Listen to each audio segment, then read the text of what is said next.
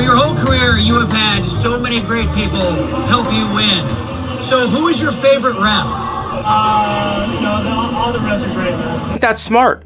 Because if Patrick Mahomes were to name just one ref that helped them cheat, how do you think the other refs that helped them cheat are gonna feel?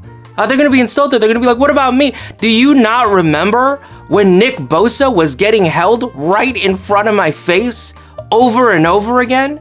And I refused to throw a penalty? What about me?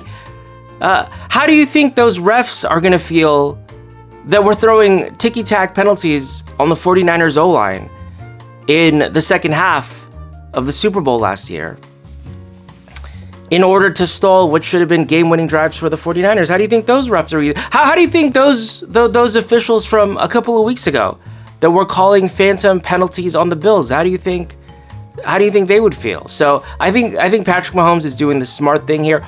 All the refs that help me cheat are my favorite. It's like at an award show when you're like, I want to thank everybody. I don't want to name any names because then I'll leave somebody out. I don't want to do that. That's what Patrick Mahomes is doing here. He's like, you know what? I love all the refs that help me cheat and build up my fraudulent career equally. So Clark Hunt, what do you say about this whole "it's all rigged for your team" thing?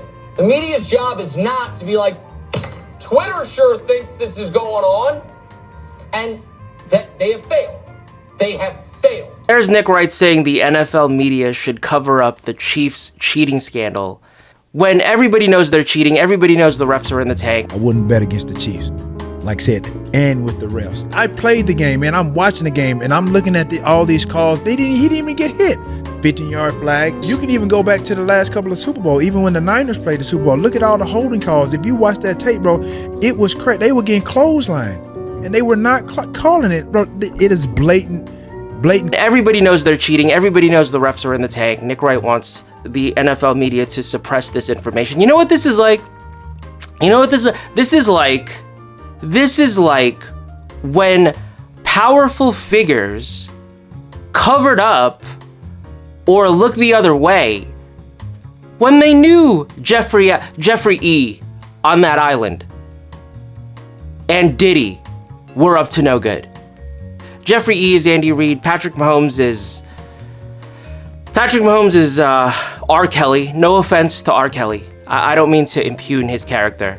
It's an analogy. I'm not saying R. Kelly is as bad as Patrick Mahomes. It's just an analogy. And to continue the analogy, Nick Wright and Kevin Wildes are like their PR agents, helping them cover it up and launder their reputations. You don't think R. Kelly's agent knew what was going on? You don't think Nick Wright knows what's going on? He's not stupid. If it caught fire that the ball was made out of cheese, that they're out there playing with a ball made out of cheese, That's different. That's foolishness. I agree. We've seen a few calls go the Chiefs' way. We have seen questionable calls. But now it has spun out into such a ball is made of cheese. Your brain is like cheese, bro. Your brain is cheese. If you really believe, which you don't. You don't really believe that. Kevin Wildes is smart. He doesn't really believe that. He doesn't really believe that. Can I just tell you what I think is going to happen this Sunday? Here's what I think is going to happen. What I think is going to happen is there is so much scrutiny on the refs that the Eagles are actually going to have a chance, because the refs aren't going to be able to cheat as bad as they normally do. Normally, the refs only call penalties on the Chiefs when it doesn't matter. Like it's 4th and 13, Patrick Mahomes throws it away. They throw a penalty on the Chiefs. Or if the Chiefs are going to punt, they'll go, oh, false start. Here's a 5-yard penalty. Look at us. We call it right down the middle. Look at us. We call it right down the middle. We're so fair and balanced. Normally that's what the refs do. But I think there's so much scrutiny this time. They're going to have to call it a little bit closer to fair. So the Eagles are going to have a real chance. Unlike the 49ers, that never had a real shot. The 49ers, they were not going to let the Chiefs lose those games. So the Eagles have a real chance. And honestly, I hope Tapioca for Brains Nick Sirianni wins, because that will prove what a fraud Andy Reid is. I call him Andy Fraud. It will Tapioca for Brains Nick Sirianni beating Andy Fraud will prove how fake the Chiefs' so-called dynasty has been.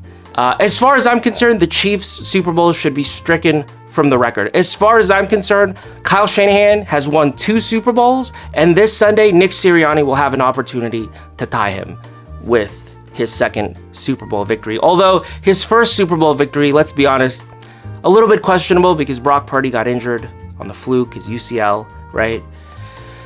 But, you know, a win's a win. Technically, Nick Sirianni did win that Super Bowl, to be fair, right? You know, things happen, fine. So Nick Sirianni has an opportunity to tie Kyle Shanahan with his second Super Bowl victory.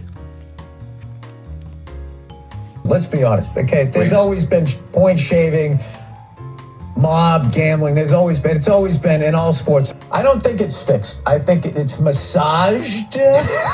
Yeah, Bill Burr is exactly right. They're not outright fixing the games, but they're massaging the outcomes in terms of where they put the ball, right? Where they spot the ball. Holding, you can call holding on every single down. Okay, you could call hands to the face on every single down, but they call it when it is most advantageous for the Chiefs. Okay? That doesn't mean you can't overcome it. That doesn't mean you can't beat the Chiefs. They can be beat. It's just that they try to massage the outcome.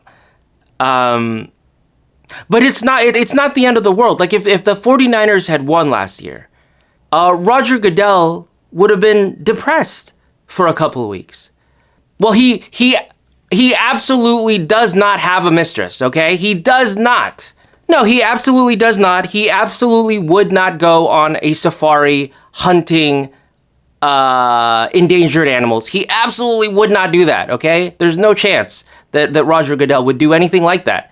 There's absolutely no chance Roger Goodell would do that. But anyways, when he gets back from not doing that, he's gonna feel refreshed. He's gonna feel good, and life will go on. They're making money hand over fist. Okay, life moves on, but they have a preference.